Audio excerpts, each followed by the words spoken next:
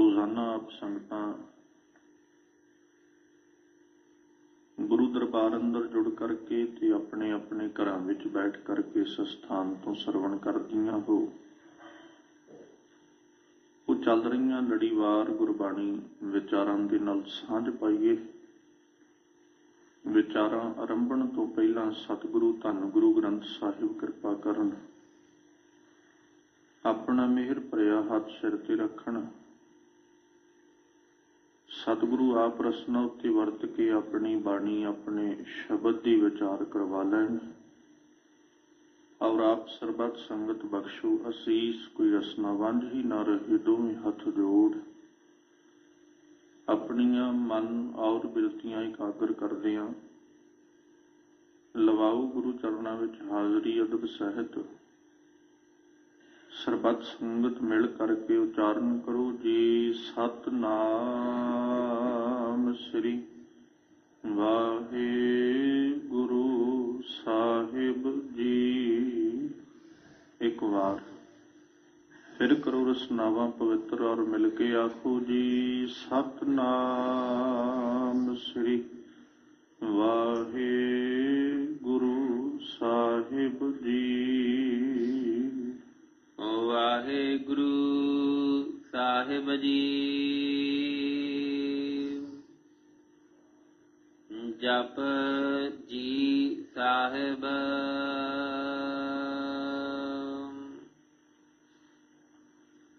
असंख मूरख अंध घोर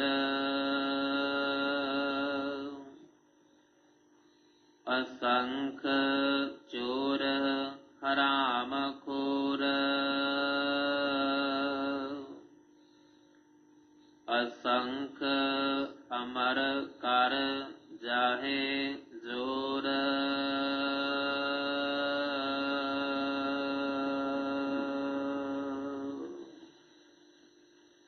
जिस पावन शब्द का पाठ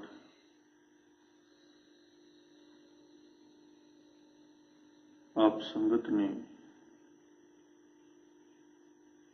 बड़े अदब सत्कार दे नाल मानयोग भाई साहब होरां पासों सरवण कीता है।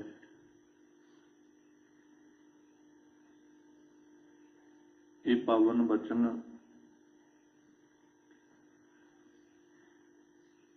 धन गुरु नानक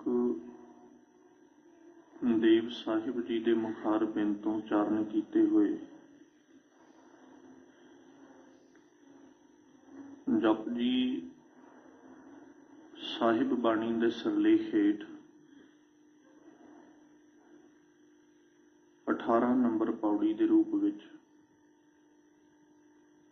शोभायमान ने।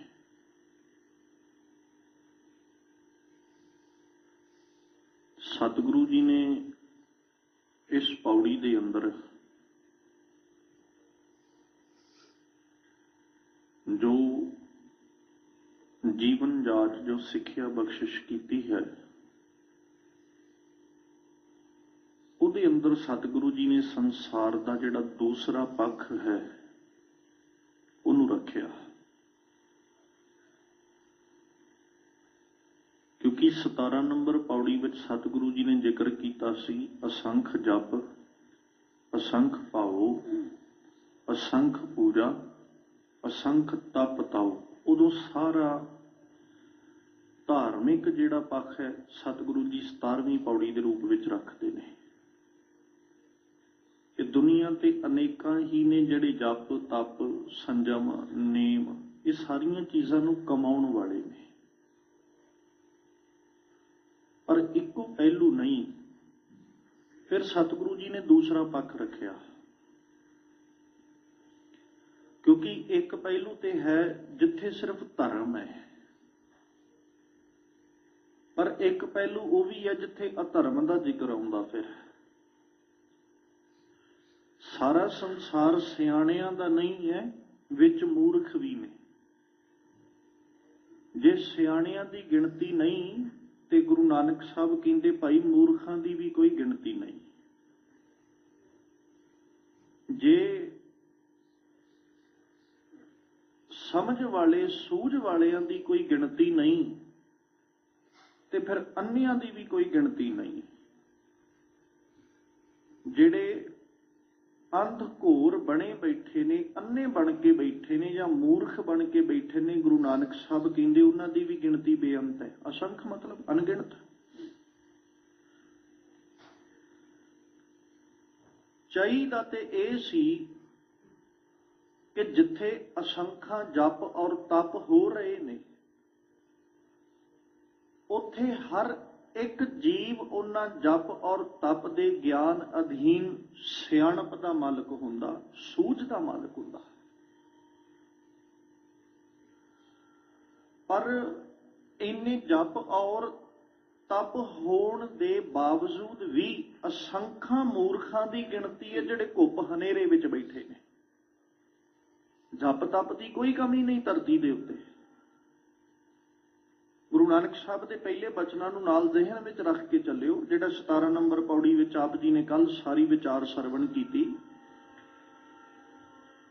ਜਿੱਥੇ ਅਸੰਖਾਂ ਅਣਗਿਣਤ ਜਪ ਹੋ ਰਹੇ ਨੇ, ਅਣਗਿਣਤ ਤਪ ਹੋ ਰਹੇ ਨੇ, ਉੱਥੇ ਉਹਨਾਂ ਜਪ ਔਰ ਤਪ ਦੇ ਕਰਕੇ ਕੀ ਹੋਣਾ ਚਾਹੀਦਾ? ਸਮਾਜ ਦੇ ਵਿੱਚ ਸਿਆਣਪ ਹੀ ਸਿਆਣਪ ਪਸਰੀ ਹੁੰਦੀ।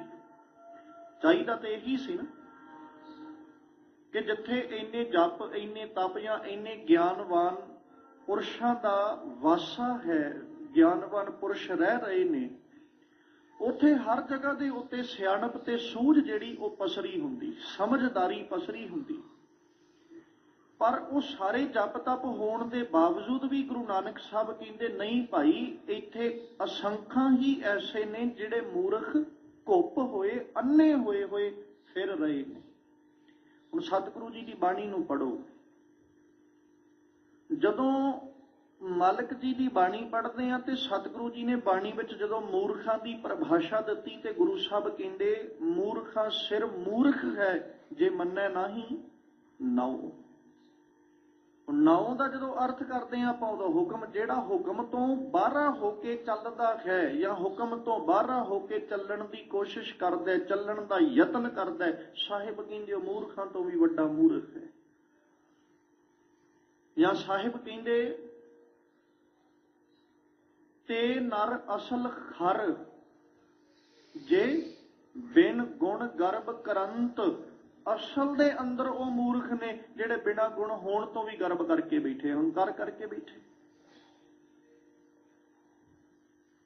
ਜਿਹਨੂੰ ਫਿਰ ਸਾਹਿਬ ਜੀ ਨੇ ਆਖਿਆ ਅੰਧੇ ਇਹ ਨਾ ਆਖੀਆਂ ਜਿਨ ਮੁਖ ਲੋਇਣ ਨਾਹੇ, ਅੰਧੇ ਸਈ ਨਾਨਕਾ ਜੇ ਖਸਮੋ ਕੁੱਥੇ ਜਾਹੇ। ਕਿਉਂਕਿ ਅਸੰਖ ਮੂਰਖ ਅੰਧ ਘੋਰ ਹੈ ਨਾ, ਕੁੱਪ ਹਨੇਰੇ ਵਿੱਚ ਬੈਠੇ ਨੇ, ਅੰਧ ਵਿੱਚ ਬੈਠੇ ਨੇ, ਮੂਰਖ ਬਣ ਕੇ ਬੈਠੇ ਹੋਏ। ਤੇ ਜਿਹੜੇ ਅਸੰਖਾਂ ਮੂਰਖ ਨੇ, ਸਤਿਗੁਰੂ ਕਹਿੰਦੇ ਉਹਨਾਂ ਦੀ ਮੂਰਖਤਾਈ ਦਾ ਕਾਰਨ ਹੈ ਉਹਨਾਂ ਕੋਲ ਰੱਬ ਦੇ ਹੁਕਮ ਦੀ ਪਾਲਣਾ ਨਹੀਂ ਹੈ। ਤੇ ਜਿਹੜੇ ਅੰਨੇ ਬਣ ਕੇ ਬੈਠੇ ਨੇ ਉਹਨਾਂ ਦੇ ਅੰਨੇ ਹੋਣ ਦਾ ਕਾਰਨ ਕੀ ਹੈ? ਖਸਮੋਂ ਭੁੱਥੇ ਜਾਹੇ ਹੋ, ਆਪਣੇ ਖਸਮ ਨੂੰ ਭੁੱਲ ਕੇ ਬੈਠੇ ਨੇ। ਤੇ ਜਿਹੜਾ ਜੀਵ ਮੂਰਖ ਬਣ ਕੇ ਖਰ ਬਣ ਕੇ ਬੈਠਾ ਹੋਇਆ, ਹੁਣ ਖਰ ਦਾ ਮਤਲਬ ਹੈ ਜੇ ਅਖਰੀ ਅਰਥ ਕਰਾਂਗੇ ਤੇ ਖੋਤਾ। ਜਿਹੜਾ ਜੀਵ ਕਿਤੇ ਸਮਝਦਾਰੀ ਤੋਂ ਪਾਸੇ ਹੋ ਜਾਏ ਜਾਂ ਮੂਰਖਤਾਈ ਵਾਲਾ ਕੋਈ ਕਰਮ ਕਰੇ ਤੇ ਠੇਠ ਪੰਜਾਬੀ ਚ ਉਹਦੇ ਲਈ ਲਫ਼ਜ਼ ਵਰਤਿਆ ਜਾਂਦਾ ਵੀ ਤੂੰ ਖੋਤਿਆਂ ਵਾਲੇ ਕਰਮ ਕਰ ਰਿਹਾ, ਮਤਲਬ ਮੂਰਖ ਹੈ ਤੂੰ। ਤੇ ਸਾਹਿਬ ਕਹਿੰਦੇ ਭਾਈ ਉਹ ਮਨੁੱਖ ਅਸਲ ਦੇ ਵਿੱਚ ਖਰ ਹੈ। ਖਰ ਮਤਲਬ ਖੋਤਾ, ਜਿਹੜਾ ਬਿਨ ਗੁਣ ਗਰਭ ਕਰੰਤ, ਜਿਹੜਾ ਬਿਨਾਂ ਗੁਣ ਤੋਂ ਹੰਕਾਰ ਕਰਕੇ ਬੈਠਾ। ਫਿਰ ਸਾਹਿਬ ਜੀ ਦੀ ਬਾਣੀ ਪੜ੍ਹੋ।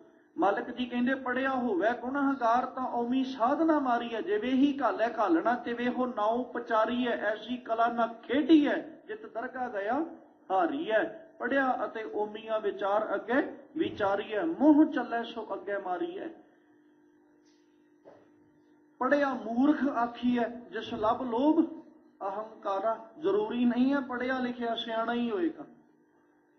ਸਾਹਿਬ ਕਹਿੰਦੇ ਭਾਈ ਪੜ੍ਹਿਆ ਹੋਇਆ ਵੀ ਮੂਰਖ ਕਿਹਾ ਜਾਂਦਾ ਹੈ, ਜਿਹਦੇ ਕੋਲ ਲੱਭ ਹੋਵੇ, ਜਿਹਦੇ ਕੋਲ ਲੋਭ ਹੋਵੇ, ਜਿਹਦੇ ਕੋਲ ਹੰਕਾਰ ਹੋਵੇ, ਜਿਹਨੂੰ ਸੌਖੇ ਜਿਹੇ ਰੂਪ ਆਪਾਂ ਲਫ਼ਜ਼ਾਂ 'ਚ ਕਹਿ ਸਕਦੇ ਹਾਂ, ਉਹ ਮੂਰਖ ਹੀ ਗਿਣਿਆ ਜਾਏਗਾ, ਜਿਹੜਾ ਪੜ੍ਹਿਆ ਲਿਖਿਆ ਹੋਣ ਦੇ ਬਾਵਜੂਦ ਵੀ ਵਿਕਾਰਾਂ ਵਿੱਚ ਫਸ ਜਾਏ। ਉਸੇ ਨੂੰ ਤੇ ਬਾਬਾ ਕਬੀਰ ਜੀ ਕਹਿੰਦੇ ਨਾ, ਕਾਹੇ ਕੀ ਕੁਸ਼ਲਾਤ ਹਾਥ ਦੀਪ ਕੁਐਂ ਪਰੈ। ਕਿੱਡੀ ਕੁ ਖੁਸ਼ੀ ਦੀ ਗੱਲ ਹੈ, ਹੱਥ ਵਿੱਚ ਦੀਵਾ ਲੈ ਕੇ ਖੂਹ 'ਚ ਡਿੱਗੀ ਜਾਂਦਾ ਹੈ। ਕਿੱਡੀ ਕੁ ਪ੍ਰਸੰਨਤਾ ਦੀ ਬਾਤ ਹੈ। ਤੇ ਗੁਰੂ ਨਾਨਕ ਸਾਹਿਬ ਜੀ ਨੇ ਅੱਜ ਜ਼ਿਕਰ ਕੀਤਾ, ਕਹਿੰਦੇ ਅਸੰਖ ਮੂਰਖ ਅੰਧ ਘੋਰ ਅਸੰਖਾਂ ਹੀ ਨੇ ਇਸ ਸਮਾਜ ਦੇ ਅੰਦਰ, ਅਣਗਿਣਤ ਨੇ ਜਿਹੜੇ ਆਪਣੀ ਮੂਰਖਤਾਈ ਨੂੰ ਪ੍ਰਗਟ ਕਰ ਰਹੇ ਨੇ। ਸਾਰਾ ਸਮਾਜ ਨਾ ਤੇ ਮੂਰਖਾਂ ਦਾ ਤੇ ਨਾ ਹੀ ਸਾਰਾ ਸਮਾਜ ਸਿਆਣਿਆਂ ਦਾ। ਦੋਵੇਂ ਪਹਿਲੂ, ਜਿੱਥੇ ਮੂਰਖ ਵੀ ਹੈ ਉੱਥੇ ਸਿਆਣੇ ਵੀ ਬੈਠੇ, ਜਾਂ ਜਿੱਥੇ ਸਿਆਣੇ ਨੇ ਉੱਥੇ ਮੂਰਖ ਵੀ ਬੈਠੇ ਨੇ। ਸਿੱਕਾ ਤੇ ਦੋਵਾਂ ਪਾਸਿਆਂ ਤੋਂ ਹੀ ਹੋਏਗਾ, ਪਹਿਲੂ ਤੇ ਦੋਵੇਂ ਹੀ ਆਉਣਗੇ ਨਾ, ਪੱਲੜੇ ਦੋਵੇਂ ਹੀ ਆਉਣਗੇ, ਇੱਕ ਪਾਸਾ ਨਹੀਂ ਕਦੇ ਆਇਆ। ਜੇ ਇੱਕ ਸਿੱਕਾ ਸਾਡੇ ਹੱਥ ਵਿੱਚ ਫੜਿਆ ਤੇ ਉਹਦੇ ਦੋਵੇਂ ਪਾਸੇ ਸਾਨੂੰ ਵੇਖਣੇ ਪੈਣਗੇ। ਤੇ ਜੇ ਮੂਰਖ ਨੇ ਤੇ ਦੂਜਾ ਪਾਸਾ ਸਿਆਣਿਆਂ ਦਾ ਵੀ ਹੈ। ਜੇ ਪਹਿਲਾ ਸਿਆਣਿਆਂ ਦਾ ਤੇ ਫਿਰ ਦੂਜਾ ਪਾਸਾ ਮੂਰਖਾਂ ਦਾ। ਅੱਜ ਗੁਰੂ ਨਾਨਕ ਸਾਹਿਬ ਨੇ ਉਹਨਾਂ ਮਨੁੱਖਾਂ ਦੀ ਗੱਲ ਕੀਤੀ ਜਿਹੜੇ ਅਕਿਰਤ ਘਣ ਬਣ ਕੇ ਜਾਂ ਰੱਬ ਦੇ ਬਣਾਏ ਹੋਏ ਇਸ ਸੰਸਾਰ ਦੇ ਅੰਦਰ, ਜਿਨ੍ਹਾਂ ਨੇ ਆਪਣੇ ਜੀਵਨ ਅੰਦਰ ਵਿਕਾਰਾਂ ਭਰਿਆ ਜੀਵਨ ਜਿਉਣਾ ਕੀਤਾ, ਜਾਂ ਜਿਹੜੇ ਵਿਕਾਰਾਂ ਭਰੇ ਜੀਵਨ ਨੂੰ ਜਿਉਂਦੇ ਨੇ, ਗੁਰੂ ਨਾਨਕ ਸਾਹਿਬ ਨੇ ਅੱਜ ਉਹਨਾਂ ਦੀ ਗੱਲ ਕੀਤੀ ਹੈ। ਭਾਈ ਉਹ ਮੂਰਖ ਅੰਧ ਘੋਰ ਵੀ ਇਸ ਸਮਾਜ ਵਿੱਚ ਰਹਿ ਰਹੇ ਨੇ। ਜਿਹੜਾ ਸੰਸਾਰ, ਜਿਹੜਾ ਸਮਾਜ ਅਕਾਲ ਪੁਰਖ ਪਰਮੇਸ਼ਵਰ ਦੇ ਵੱਲੋਂ ਬਣਾਇਆ ਗਿਆ, ਜਾਂ ਜਿਸ ਸਮਾਜ ਦੀ ਘਾੜਤ ਉਸ ਮਾਲਕ ਨੇ ਘੜੀ ਹੈ, ਜਿਸ ਸਮਾਜ ਨੂੰ ਉਸ ਮਾਲਕ ਨੇ ਬਣਾਇਆ ਹੈ, ਸਾਹਿਬ ਕਹਿੰਦੇ ਉਸ ਸਮਾਜ ਦੇ ਅੰਦਰ ਮੂਰਖ ਵੀ ਬੈਠੇ ਨੇ।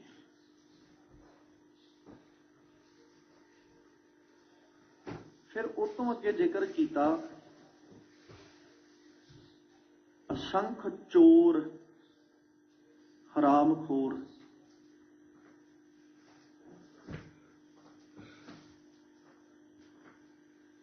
ਸਾਹਿਬ ਜੀ ਨੇ ਫਿਰ ਜ਼ਿਕਰ ਕੀਤਾ ਜਿੱਥੇ ਜਪ ਕਰਨ ਵਾਲੇ ਕਈ ਨੇ ਨਾ, ਤਪ ਕਰਨ ਵਾਲੇ ਕਈ ਨੇ, ਉੱਥੇ ਰੱਬ ਦੇ ਬਣਾਏ ਇਸ ਸੰਸਾਰ ਦੇ ਵਿੱਚ ਨਾ ਅਸੰਖ ਜੋਗ ਮਨ ਰਹੇ ਉਦਾਸ। ਅਣਗਿਣਤ ਨੇ ਉਹ ਜਿਨ੍ਹਾਂ ਨੇ ਜੋਗ ਧਾਰਨ ਕਰ ਲਿਆ। ਜੋਗ ਤੋਂ ਭਾਵ ਵੀ ਸਾਰਾ ਕੁਝ ਤਿਆਗ ਕੇ, ਆਪਣਾ ਰਾਜ ਭਾਗ ਸਾਰਾ ਕੁਝ ਛੱਡ ਕੇ ਆਪਣੇ ਆਪ ਨੂੰ ਉਚਾਟ ਕਰ ਲੈਣਾ, ਮਤਲਬ ਤਿਆਗੀ ਬਣ ਜਾਣਾ। ਸਾਰਾ ਕੁਝ, ਇੱਥੋਂ ਤੱਕ ਤਖਤਾਂ ਨੂੰ ਵੀ ਠੋਕਰ ਮਾਰ ਦੇਣੀ।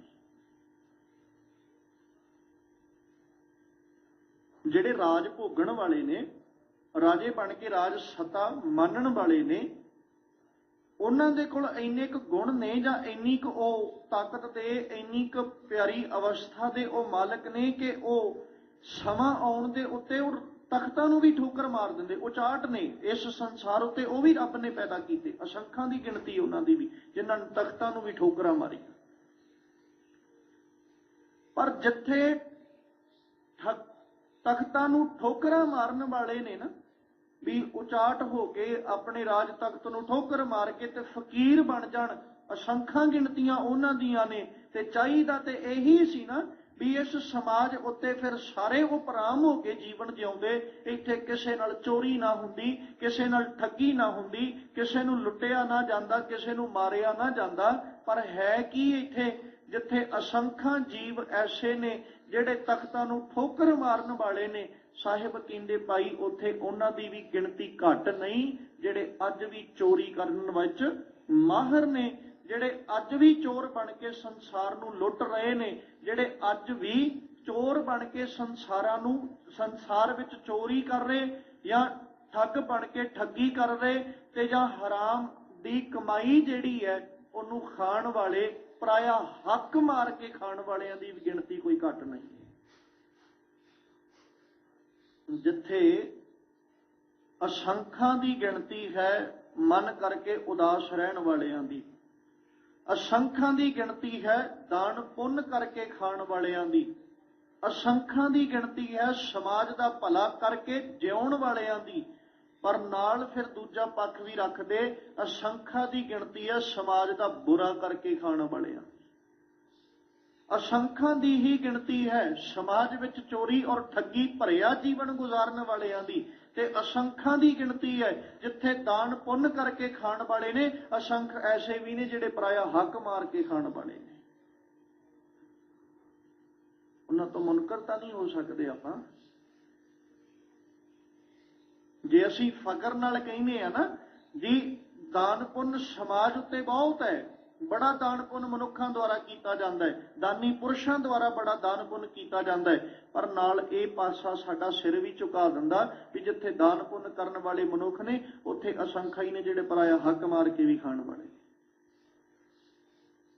ਚੰਗੀ ਬਾਤ ਨੇ ਫਕਰ ਨਾਲ ਸਿਰ ਉੱਚਿਆਂ ਕਰਨਾ, ਤੇ ਮਾੜੀ ਕੀ ਕਰੇਗੀ, ਸਿਰ ਝੁਕਾ ਦੇਗੀ। ਗੁਰੂ ਨਾਨਕ ਸਾਹਿਬ ਜੀ ਨੇ ਅੱਜ ਜ਼ਿਕਰ ਕੀਤਾ, ਕਹਿੰਦੇ ਰੱਬ ਦੇ ਬਣਾਏ ਇਸ ਸਮਾਜ ਅੰਦਰ, ਇਸ ਸੰਸਾਰ ਦੇ ਅੰਦਰ ਅਸੰਖਾਂ ਜੀਵ ਐਸੇ ਨੇ ਜਿਹੜੇ ਚੋਰੀ ਕਰਕੇ ਖਾਣ ਵਾਲੇ ਜਾਂ ਪਰਾਇਆ ਹੱਕ ਮਾਰ ਕੇ ਖਾਣ ਵਾਲੇ, ਤੇ ਉਹ ਬੇਗਿਣਤ ਲੋਕ ਨੇ ਜਿਹੜੇ ਇਸ ਤਰੀਕੇ ਦੇ ਨਾਲ ਵੀ ਸੰਸਾਰ ਵਿੱਚ ਸਮਾਜ ਵਿੱਚ ਵਿਚਰ ਰਹੇ, ਲਾਲਚੀ ਬਣ ਕੇ। ਕਿਉਂਕਿ ਲੋਭੀ ਬੰਦਾ ਹੀ ਹੈ, ਲੋਭੀ ਹੀ ਇਨਸਾਨ ਜਦੋਂ ਉਹਦੀ ਜ਼ਰੂਰਤ ਪੂਰੀ ਨਹੀਂ ਹੁੰਦੀ ਫਿਰ ਉਹ ਬਗਾਨੇ ਹੱਕ ਨੂੰ ਮਾਰਨ ਦੀ ਕੋਸ਼ਿਸ਼ ਕਰਦਾ ਹੈ, ਯਤਨ ਕਰਦਾ ਹੈ। ਅਨੇਕਾਂ ਦੀ ਗਿਣਤੀ ਉਹਨਾਂ ਮਨੁੱਖਾਂ ਦੀ ਵੀ ਹੈ। ਫਿਰ ਅਸੰਖ ਅਮਰ ਕਰ ਜਾਹੇ ਜੋਰ, ਅਸੰਖਾਂ ਦੀ ਗਿਣਤੀ ਸੀ ਜਿਹੜੇ ਸੂਰਮੇ ਬਣ ਕੇ ਆਪਣੇ ਮੂੰਹ ਦੇ ਉੱਤੇ ਲੋਹਿਆਂ ਦੀ ਮਾਰ ਸਹਿਣ ਵਾਲੇ, ਭਖਣ ਵਾਲੇ, ਲੋਹਾ ਭਖਣ ਵਾਲੇ ਨੇ। ਤੇ ਪਰ ਜਿੱਥੇ ਐਸੇ ਨੇ ਜਿਹੜੇ ਕਦੇ ਪਿੱਠ ਦਿਖਾਉਣ ਵਾਲੇ ਨਹੀਂ ਸੀ ਜੰਗ ਦੇ ਮੈਦਾਨ ਅੰਦਰ, ਜਾਂ ਲੋੜ ਪੈਣ ਦੇ ਉੱਤੇ ਕਦੇ ਪਿੱਠ ਦਿਖਾਉਣ ਵਾਲੇ ਨਹੀਂ ਸੀ, ਜਿਨ੍ਹਾਂ ਵਰਗੀ ਤਲਵਾਰਬਾਜ਼ੀ ਕੋਈ ਨਹੀਂ ਸੀ ਕਰ ਸਕਦਾ, ਜਿਨ੍ਹਾਂ ਵਰਗੀ ਲੋਹਾ ਜਾਂ ਸੂਰਮਤਾਈ ਕਿਸੇ ਕੋਲ ਨਹੀਂ ਸੀ। ਤੇ ਗੁਰੂ ਨਾਨਕ ਸਾਹਿਬ ਕਹਿੰਦੇ ਜਿੱਥੇ ਜਿਸ ਸਮਾਜ ਵਿੱਚ ਇੰਨੇ ਬਹਾਦਰ ਲੋਕ ਵੱਸਦੇ ਹੋਣ, ਜਿਸ ਸਮਾਜ ਵਿੱਚ ਇੰਨੀ ਬਹਾਦਰੀ ਰੱਖਣ ਵਾਲੇ ਲੋਕ ਰਹਿ ਰਹੇ ਨੇ, ਉਸ ਸਮਾਜ ਦੇ ਅੰਦਰ ਕਿਸੇ ਉੱਤੇ ਕੋਈ ਵਧੀਕੀ ਕਰ ਜਾਏ, ਕਿਸੇ ਉੱਤੇ ਕੋਈ ਜ਼ੁਲਮ ਕਰ ਜਾਏ, ਕਿਸੇ ਉੱਤੇ ਕੋਈ ਅਤਿਆਚਾਰ ਕਰ ਜਾਏ, ਐਸਾ ਹੋ ਨਹੀਂ ਸੀ ਸਕਦਾ। ਪਰ ਸਮਾਜ ਅੰਦਰ ਜਿੱਥੇ ਉਹ ਲੋਕ ਵੱਸਦੇ ਨੇ ਜਿਹੜੇ ਤਲਵਾਰ ਚਲਾਉਣ ਵਾਲੇ, ਲੋਹਾ ਭਖਣ ਵਾਲੇ ਨੇ, ਉੱਥੇ ਨਾਲ ਐਸੇ ਵੀ ਨੇ ਜਿਹੜੇ ਜ਼ੋਰ ਨਾਲ ਆਪਣਾ ਰਾਜ ਕਰਨ ਵਾਲੇ ਵੀ ਨੇ, ਜਿਨ੍ਹਾਂ ਨੇ ਰਾਜ ਹੀ ਇਸ ਕਰਕੇ ਕੀਤਾ ਆਪਣੀ ਤਲਵਾਰ ਦੇ ਸਿਰ ਤੇ। ਨਹੀਂ ਤੇ ਜਿੱਥੇ ਇੰਨੇ ਬਹਾਦਰ ਲੋਕ, ਉੱਥੇ ਕੀ ਮਜਾਲ ਕਿਸੇ ਦੀ ਕਿ ਕਿਸੇ ਉੱਤੇ ਕੋਈ ਜ਼ੁਲਮ ਕਰ ਜਾਏ, ਉੱਥੇ ਕੀ ਹਿੰਮਤ ਕਿਸੇ ਦੀ ਕਿ ਕਿਸੇ ਉੱਤੇ ਕਿਸੇ ਪ੍ਰਕਾਰ ਦਾ ਅਤਿਆਚਾਰ ਜਾਂ ਜ਼ੁਲਮ ਕੀਤਾ ਜਾਏ। ਪਰ ਸਾਹਿਬ ਕਹਿੰਦੇ ਭਾਈ ਇਸ ਸਮਾਜ ਦੇ ਅੰਦਰ ਅਸੀਂ ਕੀ ਵੇਖਦੇ ਹਾਂ ਕਿ ਕਈ ਰਾਜੇ ਐਸੇ ਨੇ ਜਿਨ੍ਹਾਂ ਰਾਜ ਹੀ ਜ਼ੋਰ ਦੇ ਆਧਾਰ ਉੱਤੇ ਕੀਤਾ, ਜਿਨ੍ਹਾਂ ਰਾਜ ਹੀ ਆਪਣੀ ਸੱਤਾ ਦੇ ਨਸ਼ੇ ਵਿੱਚ ਅੰਨੇ ਹੋ ਕੇ ਕੀਤਾ। ਤੇ ਉਹ ਜਿਹੜੇ ਸੱਤਾ ਦੇ ਨਸ਼ਿਆਂ ਵਿੱਚ ਅੰਨੇ ਹੋ ਕੇ ਰਾਜ ਕਰਦੇ ਨੇ, ਉਹਨਾਂ ਕੀ ਕੀਤਾ, ਬੇਦੋਸ਼ੀਆਂ ਦੇ ਗਲ ਵੱਢੇ। ਉਹਨਾਂ ਕੀ ਕੀਤਾ, ਬੇਦੋਸ਼ੀਆਂ ਦੇ ਉੱਤੇ ਦੋਸ਼ ਮੜੇ। ਉਹ ਸਾਰੇ ਦੇ ਸਾਰੇ ਲੋਕਾਂ ਦਾ ਜਿਹੜਾ ਹੱਕ ਮਾਰ ਕੇ ਖਾਂਦੇ ਰਹੇ, ਲੋਕਾਂ ਉੱਤੇ ਜ਼ੁਲਮ ਕਰਦੇ ਰਹੇ, ਪਾਪ ਕਮਾਉਂਦੇ ਰਹੇ, ਗਲ ਵੱਢ ਵੱਢ ਕੇ ਆਪਣੇ ਖਜ਼ਾਨਿਆਂ ਨੂੰ ਭਰਦੇ ਰਹੇ, ਤੇ ਆਪਣੇ ਖਜ਼ਾਨਿਆਂ ਨੂੰ ਭਰ ਕੇ ਆਪਣੇ ਜ਼ੋਰ, ਆਪਣੀ ਸੱਤਾ ਦੇ ਨਸ਼ੇ ਵਿੱਚ ਉਹ ਰਾਜ ਕਰਦੇ ਰਹੇ। ਅਸੰਖ ਅਮਰ ਕਰ ਜਾਹੇ ਜ਼ੋਰ। ਅਮਰ ਦਾ ਮਤਲਬ ਹੁਕਮ, ਜ਼ੋਰ, ਜ਼ਬਰਦਸਤੀ। ਉਹ ਆਪਣਾ ਜਿਹੜਾ ਰਾਜ ਸੀ ਨਾ, ਉਹ ਰਾਜ ਹੀ ਜਿਹੜਾ ਜਬਰੀ ਕਰ ਰਹੇ ਨੇ। ਰਾਜੇ ਦਾ ਰਾਜ ਤੇ ਚਾਹੀਦਾ ਏਦਾਂ ਦਾ ਸੀ ਨਾ ਵੀ ਪ੍ਰਜਾ, ਹਰ ਇੱਕ ਪ੍ਰਜਾ ਵਿੱਚ ਰਹਿਣ ਵਾਲਾ ਮਨੁੱਖ ਜਿਹੜਾ ਉਹ ਬੜਾ ਆਨੰਦਮਈ ਜੀਵਨ ਨੂੰ ਜਿਉਂਦਾ, ਚਾਹੀਦਾ ਤੇ ਐਸਾ ਸੀ। ਪਰ ਰਾਜ ਦੇ ਨਸ਼ੇ ਵਿੱਚ ਜਦੋਂ ਰਾਜਾ ਅੰਨਾ ਹੋ ਜਾਂਦਾ, ਸੱਤਾ ਦੇ ਨਸ਼ੇ ਵਿੱਚ ਅੰਨਾ ਹੋ ਜਾਂਦਾ, ਫਿਰ ਉਹ ਭੁੱਲ ਜਾਂਦਾ ਕਿ ਮੈਂ ਪ੍ਰਜਾ ਦੇ ਸੁੱਖ ਵਾਸਤੇ ਹਾਂ, ਮੈਂ ਪ੍ਰਜਾ ਦਾ ਖਿਆਲ ਰੱਖਣ ਵਾਸਤੇ ਹਾਂ। ਜਦੋਂ ਰਾਜਾ ਇਸ ਗੱਲ ਨੂੰ ਭੁੱਲ ਜਾਂਦਾ, ਫਿਰ ਗੁਰੂ ਨਾਨਕ ਸਾਹਿਬ ਦੀ ਬਾਣੀ ਵਿੱਚ ਮਾਲਕ ਜ਼ਿਕਰ ਕਰਦੇ, ਉਦੋਂ ਅਕਸਰ ਰਾਜੇ ਸ਼ੀਂਹ ਬਣ ਜਾਇਆ ਕਰਦੇ ਨੇ, ਤੇ ਉਹਨਾਂ ਦੇ ਮੁਕੱਦਮ, ਉਹਨਾਂ ਦੇ ਵਜ਼ੀਰ ਜਿਹੜੇ ਉਹ ਕੁੱਤੇ ਬਣ ਜਾਇਆ ਕਰਦੇ ਨੇ। ਜਦੋਂ ਐਸਾ ਰਾਜ ਭਾਗ ਬਣ ਜਾਏ, ਫਿਰ ਪ੍ਰਜਾ ਕਦੇ ਸੁੱਖ ਨਾਲ ਨਹੀਂ ਜਿਉ ਸਕਦੀ। ਤੇ ਬਾਪੂ ਜੀ ਦੀ ਬਾਣੀ ਵਿੱਚ ਮਾਲਕ ਨੇ ਜ਼ਿਕਰ ਕੀ ਕੀਤਾ, ਰਾਜੇ ਸ਼ੀਂਹ ਮੁਕੱਦਮ ਕੁੱਤੇ ਜਾਏ ਜਗਾਇਨ ਬੈਠੇ ਸੁੱਤੇ ਚਾਕਰ ਨਹਿੰਦਾ ਪਾਇਨ ਘਾਓ ਰਤ ਪਿੱਤ ਕੁੱਤਿਓ ਚੱਟ ਜਾਓ। ਫਿਰ ਐਸੀ ਹਾਲਤ ਬਣ ਜਾਂਦੀ ਹੈ ਜਦੋਂ ਸਤਿਗੁਰੂ ਪਾਤਸ਼ਾਹ ਜੀ ਨੇ ਸਮਾਜ ਅੰਦਰ ਐਸੇ ਹਾਲਾਤ ਵੇਖੇ, ਫਿਰ ਸਾਹਿਬ ਜੀ ਨੇ ਆਖਿਆ ਕਿ ਜਿਹੜੇ ਰਾਜੇ ਨੇ ਨਾ, ਉਹ ਸਾਰੇ ਦੇ ਸਾਰੇ ਅਤਿਆਚਾਰੀ ਤੇ ਜ਼ੁਲਮੀ ਬਣ ਚੁੱਕੇ ਨੇ। ਉਹ ਇੰਨੇ ਕੁ ਜ਼ੁਲਮੀ ਬਣ ਚੁੱਕੇ ਕਿ ਉਲਟੀ ਵਾੜ ਖੇਤ ਕੋ ਖਾਈ। ਹੁਣ ਉਲਟੀ ਵਾੜ ਹੀ ਹੈ ਜਿਹੜੀ ਖੇਤ ਨੂੰ ਖਾਣ ਲੱਗ ਪਈ ਹੈ। ਰਾਜਾ ਇੱਕ ਵਾੜ ਦੀ ਨਿਆਈ ਹੈ, ਜਿੰਨੇ ਸਾਰੀ ਪ੍ਰਜਾ ਨੂੰ ਵੇਖਣਾ ਹੈ, ਜਿੰਨੇ ਸਾਰੀ ਪ੍ਰਜਾ ਦੀ ਰਾਖੀ ਕਰਨੀ ਹੈ। ਪਰ ਜਦੋਂ ਰਾਜਾ ਹੀ ਪ੍ਰਜਾ ਨੂੰ ਖਾਣ ਲੱਗ ਜਾਏ, ਫਿਰ ਉਸ ਵਕਤ ਪ੍ਰਜਾ ਦਾ ਰਖਵਾਲਾ ਕੋਈ ਨਹੀਂ ਜੇ ਬਣ ਸਕਦਾ। ਅਸੰਖਾਂ ਦੀ ਗਿਣਤੀ ਐਸਿਆਂ ਦੀ ਵੀ ਹੈ। ਜਿੱਥੇ ਅਸੰਖਾਂ ਰਾਜੇ ਨੇ, ਆਪਾਂ ਸਾਰੇ ਰਾਜਿਆਂ ਦੀ ਨਹੀਂ ਇਹ ਕਹਿ ਸਕਦੇ ਵੀ ਸਾਰੇ ਰਾਜੇ ਹੀ ਮਾੜੇ ਨੇ। ਅਸੰਖਾਂ ਰਾਜੇ ਐਸੇ ਨੇ ਜਿਹੜੇ ਆਪਣੀ ਪ੍ਰਜਾ ਵਾਸਤੇ ਜਿਉਂਦੇ ਨੇ, ਪਰ ਅਸੰਖਾਂ ਰਾਜੇ ਐਸੇ ਨੇ ਜਿਹੜੇ ਪ੍ਰਜਾ ਨੂੰ ਆਪਣੇ ਵਾਸਤੇ ਜਿਉਣ ਲਈ ਕਹਿ ਰਹੇ ਵੀ ਤੁਸੀਂ ਜਿਉਣਾ ਤੇ ਹੈ ਪਰ ਸਾਡੇ ਵਾਸਤੇ। ਅਕਸਰ ਐਸੇ ਰਾਜੇ ਉਦੋਂ ਬਣਦੇ ਜਦੋਂ ਸੱਤਾ ਦੇ ਨਸ਼ੇ ਵਿੱਚ ਰਾਜਾ ਅੰਨਾ ਹੋ ਜਾਂਦਾ, ਫਿਰ ਉਹ ਭਾਵੇਂ ਕੋਈ ਹੋਵੇ। ਜਦੋਂ ਤਖਤ ਉੱਤੇ ਬੈਠ ਕੇ, ਰਾਜ ਤਖਤ ਉੱਤੇ ਬੈਠ ਕੇ ਰਾਜਾ ਸੱਤਾ ਦੇ ਨਸ਼ੇ ਵਿੱਚ ਅੰਨਾ ਹੋ ਜਾਏਗਾ, ਉਦੋਂ ਅਕਸਰ ਉਹ ਆਪਣੀ ਪ੍ਰਜਾ ਦੇ ਉੱਤੇ ਅਤਿਆਚਾਰ ਤੇ ਜ਼ੁਲਮ ਕਰਦਾ, ਅਕਸਰ ਕਰਦਾ, ਕਿਉਂਕਿ ਉਹਨੂੰ ਆਪਣੀ ਰਾਜ ਔਰ ਸੱਤਾ ਦਾ ਨਸ਼ਾ ਇੰਨਾ ਕੁ ਉਹਦੇ ਦਿਮਾਗ ਉੱਤੇ ਸਵਾਰ ਹੋ ਜਾਂਦਾ ਹੈ, ਜਾਂ ਉਹ ਇੰਨਾ ਕੁ ਅੰਨਾ ਹੋ ਜਾਂਦਾ ਹੈ ਆਪਣੇ ਰਾਜ ਭਾਗ ਦੇ ਅੰਦਰ, ਪ੍ਰਜਾ ਦਾ ਰਖਵਾਲਾ ਬਣਨ ਦੀ ਬਜਾਏ ਖੁਦ ਉਜਾੜੂ ਬਣ ਜਾਂਦਾ ਹੈ। ਸਮੇਂ ਸਮੇਂ ਉੱਤੇ ਐਸੇ ਰਾਜੇ ਵੀ ਆਉਂਦੇ ਰਹੇ, ਸਮੇਂ ਸਮੇਂ ਉੱਤੇ ਇਹਨਾਂ ਰਾਜਿਆਂ ਦਾ ਫਿਰ ਮੁਕਾਬਲਾ ਕਰਨ ਵਾਸਤੇ ਵੀ ਰਾਜੇ ਆਉਂਦੇ ਰਹੇ। ਜਿੱਥੇ ਅਤਿਆਚਾਰੀ ਰਾਜਾ ਪੈਦਾ ਹੋ ਰਿਹਾ, ਚੇਤਾ ਰੱਖੀਏ ਉੱਥੇ ਇੱਕ ਉਪਕਾਰੀ ਰਾਜਾ ਵੀ ਪੈਦਾ ਹੁੰਦਾ ਹੈ। ਜਿੱਥੇ ਇੱਕ ਅਤਿਆਚਾਰ ਕਰਕੇ ਰਾਜਾ ਆਪਣਾ ਰਾਜ ਕਾਇਮ ਕਰ ਰਿਹਾ ਨਾ, ਉੱਥੇ ਇੱਕ ਉਪਕਾਰੀ ਵੀ ਹੈ, ਪਰ ਉਪਕਾਰ ਕਰਕੇ ਜਿਹੜਾ ਆਪਣੇ ਰਾਜ ਨੂੰ ਪੈਦਾ ਕਰ ਰਿਹਾ। ਇੱਕ ਰਾਜਾ ਅਤਿਆਚਾਰ ਕਰਕੇ ਆਪਣੇ ਰਾਜ ਨੂੰ ਵਧਾ ਰਿਹਾ, ਤੇ ਇੱਕ ਰਾਜਾ ਹੈ ਜਿਹੜਾ ਉਪਕਾਰ ਕਰਕੇ ਆਪਣੇ ਰਾਜ ਭਾਗ ਨੂੰ ਵਧਾ ਰਿਹਾ। ਪਰ ਗਿਣਤੀ ਅਸੰਖਾਂ ਵਿੱਚ ਹੈ। ਮੁਨਕਰ ਅਸੀਂ ਦੋਵਾਂ ਤੋਂ ਹੀ ਨਹੀਂ ਹੋ ਸਕਦੇ। ਨਾ ਅਸੀਂ ਉਪਕਾਰੀ ਰਾਜੇ ਤੋਂ ਮੁਨਕਰ ਹੋ ਸਕਦੇ ਹਾਂ, ਤੇ ਨਾ ਹੀ ਅਸੀਂ ਅਤਿਆਚਾਰੀ ਰਾਜੇ ਤੋਂ ਮੁਨਕਰ ਹੋ ਸਕਦੇ ਹਾਂ। ਗੁਰੂ ਨਾਨਕ ਸਾਹਿਬ ਨੇ ਅੱਜ 18ਵੀਂ ਪੌੜੀ ਦੇ ਵਿੱਚ ਮਾਲਕ ਜੀ ਨੇ ਇਸੇ ਬਾਤ ਨੂੰ ਤੇ ਸਮਝਾਇਆ, ਭਾਈ ਜਿੱਥੇ ਅਸੰਖਾਂ ਸਿਆਣੇ ਸੂਝਵਾਨ ਲੋਕ ਨੇ, ਉੱਥੇ ਅਸੰਖਾਂ ਮੂਰਖ ਨੇ।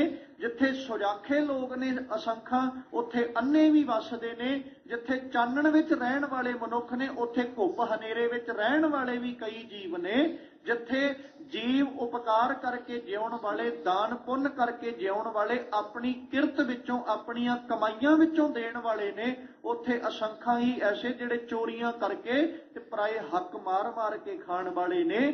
ਤੇ ਅਸੰਖਾਂ ਰਾਜੇ ਐਸੇ ਨੇ ਜਿਹੜੇ ਪਰ ਉਪਕਾਰ ਕਰਕੇ ਜਿਉਣ ਵਾਲੇ ਨੇ, ਜਿਹੜੇ ਦੂਜਿਆਂ ਦਾ ਹੱਕ ਮਾਰ ਕੇ ਨਹੀਂ, ਸਗੋਂ ਆਪਣੇ ਖਜ਼ਾਨਿਆਂ ਵਿੱਚੋਂ ਦੇ ਕੇ ਪ੍ਰਜਾ ਨੂੰ ਜਿਉਂਦਿਆਂ ਰੱਖਦੇ ਨੇ। ਪਰ ਅਸੰਖਾਂ ਐਸੇ ਨੇ ਜਿਹੜੇ ਪ੍ਰਜਾ ਦੇ ਘਰਾਂ ਵਿੱਚੋਂ ਖੋਹ ਕੇ ਆਪਣੇ ਖਜ਼ਾਨੇ ਭਰ ਰਹੇ ਨੇ। ਮੁਨਕਰਤਾ ਕਿਸੇ ਪਾਸਿਓਂ ਵੀ ਨਹੀਂ। ਰਾਜਿਆਂ ਦੇ ਰਾਜ, ਜੇ ਆਪਾਂ ਹਿੰਦੁਸਤਾਨ ਦਾ, ਭਾਰਤ ਦਾ ਇਤਿਹਾਸ ਪੜ੍ਹਾਂਗੇ ਤੇ ਸਾਡੇ ਸਾਹਮਣੇ ਹੈ। ਭਾਰਤ ਦਾ ਇਤਿਹਾਸ ਗਵਾਹੀ ਭਰਦਾ ਹੈ। ਸਮੇਂ ਸਮੇਂ ਉੱਤੇ ਉਹ ਵੀ ਰਾਜੇ ਆਉਂਦੇ ਰਹੇ ਜਿਹੜੇ ਅਤਿਆਚਾਰੀ ਬਣ ਕੇ ਆਏ, ਤੇ ਸਮੇਂ ਸਮੇਂ ਉੱਤੇ ਰਾਜੇ ਉਹ ਵੀ ਆਉਂਦੇ ਰਹੇ ਜਿਹੜੇ ਪਰ ਉਪਕਾਰੀ ਬਣ ਕੇ ਆਏ।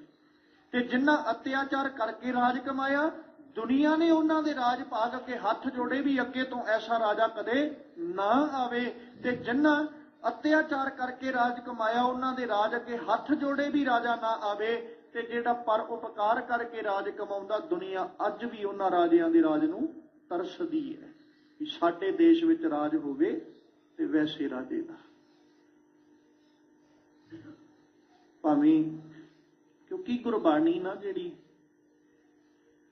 ਇਹਨੇ ਜਦੋਂ ਵੀ ਬਾਤ ਕੀਤੀ ਨਾ, ਉਦੋਂ ਸੱਚ ਦੀ ਕੀਤੀ। ਤੇ ਜਦੋਂ ਸੱਚ ਦੀ ਬਾਤ ਕੀਤੀ ਜਾਵੇ ਨਾ, ਤੇ ਅਸੀਂ ਇਹ ਨਹੀਂ ਕਹਿ ਸਕਦੇ ਵੀ ਕੇਵਲ ਪਾਸਟ ਹੈ ਗੁਰਬਾਣੀ, ਇਨ ਪ੍ਰੈਜ਼ੈਂਟ ਤੇ ਇਨ ਫਿਊਚਰ ਵੀ ਗੁਰਬਾਣੀ ਸੱਚ ਹੈ, ਸਦੀਵ ਹੈ, ਅਟਲ ਹੈ। ਆਉਣ ਵਾਲੇ ਸਮੇਂ ਵਿੱਚ ਵੀ ਅਟਲ ਹੈ ਤੇ ਚੱਲ ਰਹੇ ਸਮੇਂ ਵਿੱਚ ਵੀ ਅਟਲ ਹੈ। ਜੇ ਗੁਰੂ ਨਾਨਕ ਸਾਹਿਬ ਨੇ ਉਦੋਂ ਦੇ ਹਾਲਾਤ ਵੇਖ ਕੇ ਕਿਹਾ ਸੀ ਨਾ ਵੀ ਰਾਜੇ ਆਹ ਹਾਲਾਤ ਰਾਜਿਆਂ ਦੇ ਬਣ ਚੁੱਕੇ ਨੇ, ਗੁਰੂ ਨਾਨਕ ਸਾਹਿਬ ਨੇ ਉਦੋਂ ਕਿਹਾ ਸੀ ਕਿ ਮੈਂ ਸਮਾਜ ਵਿੱਚ ਵੇਖਿਆ ਕਿ ਇੱਥੇ ਝੂਠ ਦਾ ਪਸਾਰਾ, ਝੂਠ ਦਾ ਬੋਲਬਾਲਾ ਬੜਾ ਵੱਧ ਚੁੱਕਾ, ਤੇ ਜਿਹੜਾ ਸੱਚ ਦਾ ਚੰਦਰਮਾ ਹੈ ਉਹ ਛਿਪਿਆ ਹੋਇਆ ਨਜ਼ਰ ਆ ਰਿਹਾ, ਤੇ ਕਿਤੇ ਨਾ ਕਿਤੇ ਉਹ ਬੋਲ ਅੱਜ ਵੀ ਸੱਚ।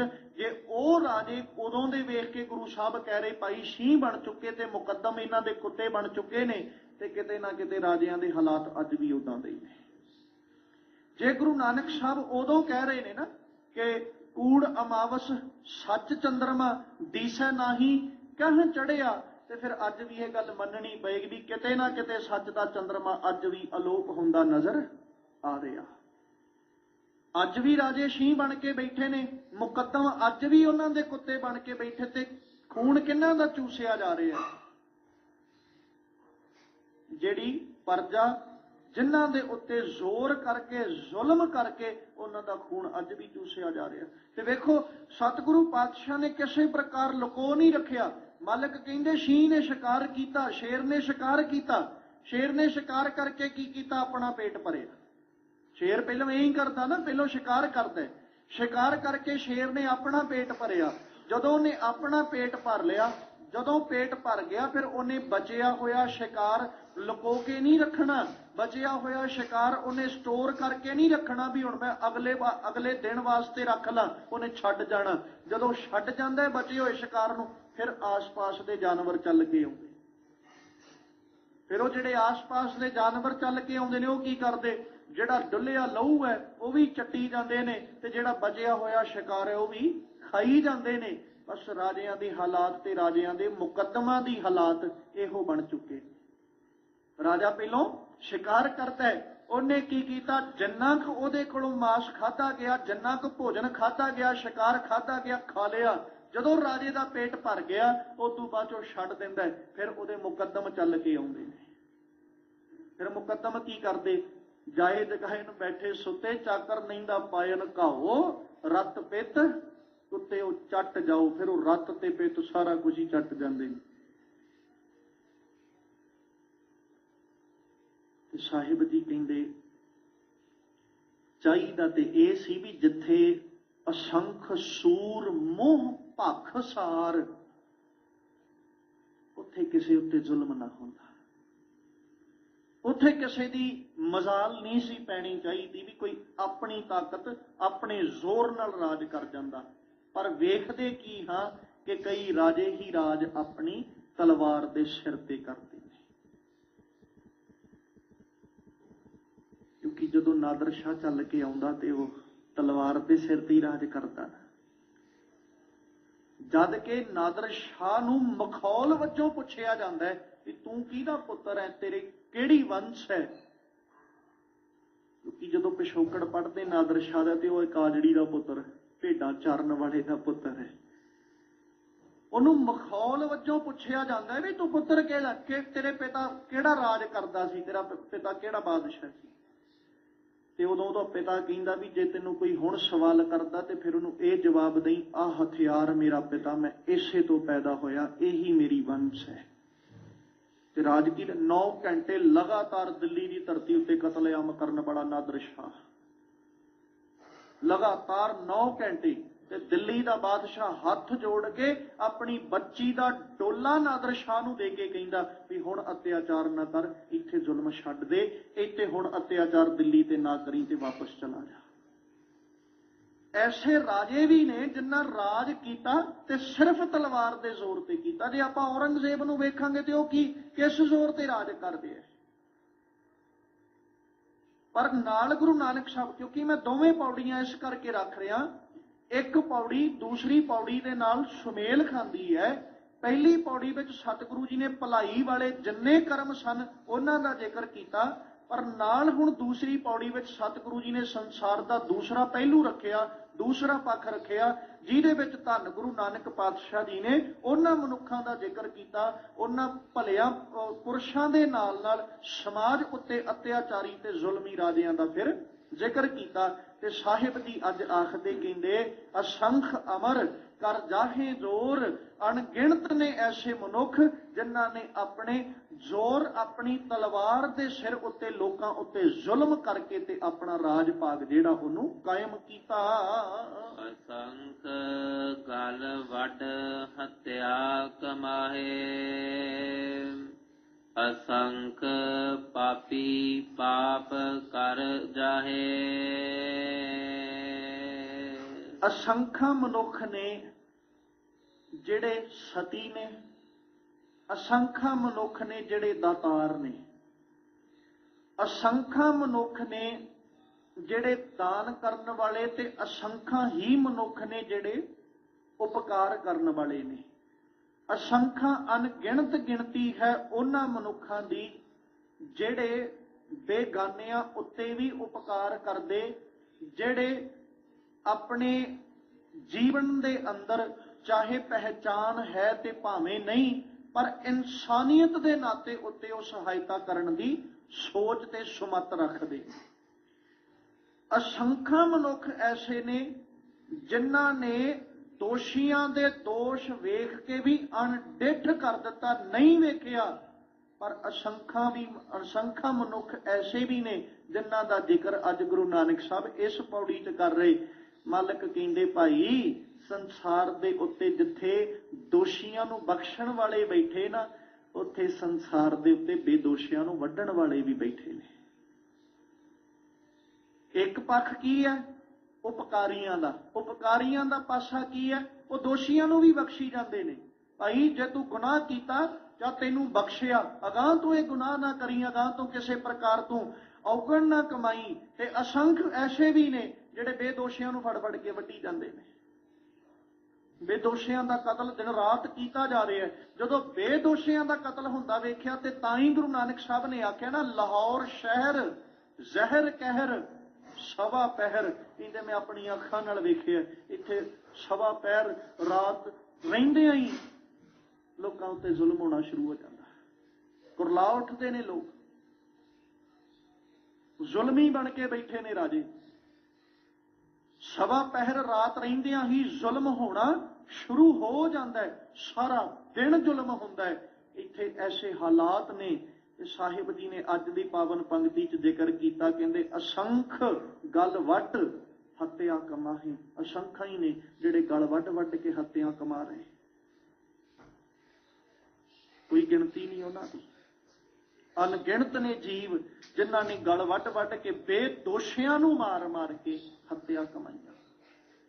ਤੇ ਅਸੰਖ ਜੀਵ ਐਸੇ ਨੇ ਜਿਹੜੇ ਪੁੰਨ ਦਾ ਜੀਵਨ ਜਿਉ ਰਹੇ ਨੇ, ਪੁੰਨ ਭਰੀ ਜ਼ਿੰਦਗੀ ਜਿਉ ਰਹੇ, ਪੁੰਨ ਭਰਿਆ ਜੀਵਨ ਜਿਉ ਰਹੇ। ਅਸੰਖਾਂ ਨੇ ਐਸੇ ਜੀਵ।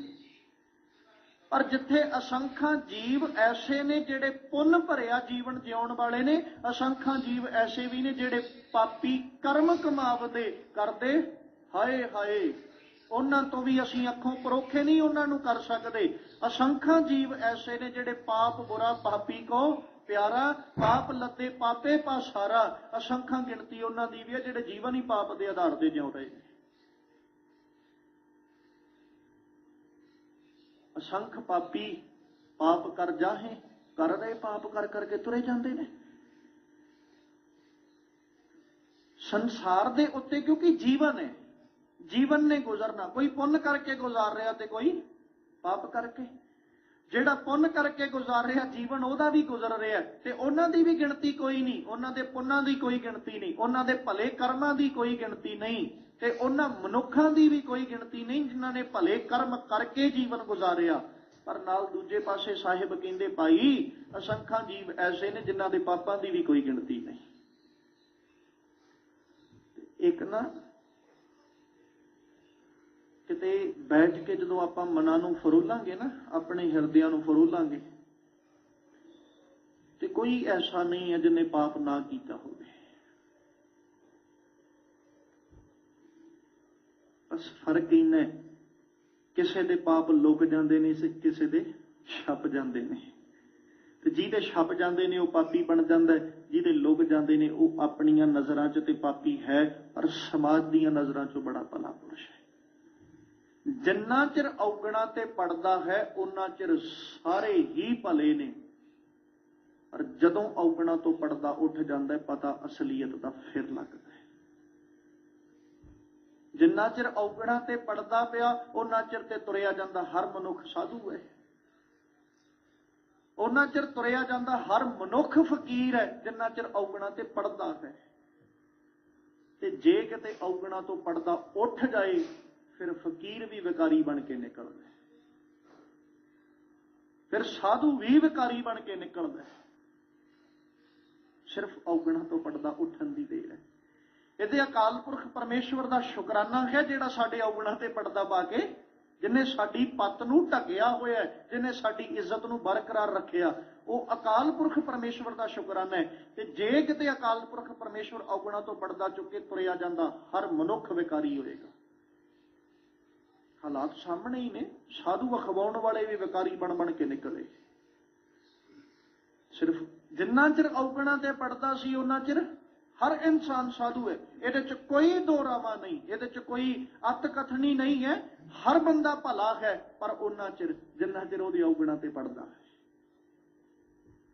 ਜਿੰਨਾ ਚਿਰ ਅਕਾਲ ਪੁਰਖ ਪਰਮੇਸ਼ਵਰ ਨੇ ਪੱਤ ਨੂੰ ਢਕਿਆ ਹੋਇਆ, ਇੱਜ਼ਤ ਨੂੰ ਢਕਿਆ, ਉਹਨਾਂ ਚਿਰ ਹਰ ਮਨੁੱਖ ਭਲਾ ਹੈ। ਜਿੱਦਣ ਉਹਨੇ ਪੱਤ ਨੂੰ ਢਕਣ ਤੋਂ ਇਨਕਾਰ ਕਰ ਦਿੱਤਾ ਤੇ ਔਗਣ ਫਰੋਲ ਦਿੱਤੇ ਨਾ, ਅਸਲੀਅਤ ਤੇ ਸਮਾਜ ਦੇ ਸਾਹਮਣੇ ਉਦਣ ਆਉਂਦੀ ਹੈ। ਤੇ ਮੇਰੇ ਸਾਹਿਬ ਕਹਿੰਦੇ, ਅਸੰਖ ਮਨੁੱਖ ਐਸੇ ਨੇ ਜਿਹੜੇ ਗਲ ਵੱਢ ਕੇ ਹੱਤਿਆਵਾਂ ਕਮਾ ਰਹੇ ਨੇ, ਤੇ ਅਸੰਖਾਂ ਹੀ ਐਸੇ ਨੇ ਜਿਹੜੇ ਪਾਪੀ ਪਾਪ ਕਰ ਕਰਕੇ ਸਮਾਜ ਤੋਂ ਜਾ ਰਹੇ ਨੇ। ਅਸੰਖਾਂ ਹੀ ਜੀਵ ਨੇ ਐਸੇ ਜਿਨ੍ਹਾਂ ਨੇ ਸਮਾਜ ਵਿੱਚ ਰਹਿੰਦਿਆਂ ਵੀ ਪਾਪ ਕਮਾਏ ਤੇ ਸਾਰੀ ਜ਼ਿੰਦਗੀ ਪਾਪ ਕਮਾਉਂਦੇ ਹੀ ਚਲੇ ਗਏ, ਜਿਨ੍ਹਾਂ ਨੂੰ ਵੇਖ ਕੇ ਕਦੇ ਬਾਬਾ ਕਬੀਰ ਜੀ ਨੇ ਇਹ ਜ਼ਿਕਰ ਕੀਤਾ ਕਿ ਭਾਈ ਅਸਲੀਅਤ ਤੇ ਇਹ ਹੈ ਕਿ ਤੂੰ ਆਪਣੇ ਜੀਵਨ ਦੇ ਅੰਦਰ ਸਰ ਜੀਓ ਕਾਟੈ, ਨਿਰਜੀਓ ਪੂਜੈ, ਅੰਤ ਕੌਲ ਕੋ ਭਾਰੀ। ਚਾਹੀਦਾ ਤੇ ਇਹ ਸੀ ਕਿ ਤੂੰ ਨਿਰਜੀਵ ਦੀ ਜਿੱਥੇ ਪੂਜਾ ਪਿਆ ਕਰਦਾ ਹੈ ਨਾ, ਸੱਜਣਾ, ਜਿਉਂਦੇ ਮਨੁੱਖ, ਜਿਉਂਦੇ ਜੀਵ ਦੀ ਵੀ ਇੱਜ਼ਤ ਕਰਨੀ ਤੈਨੂੰ ਆਉਂਦੀ।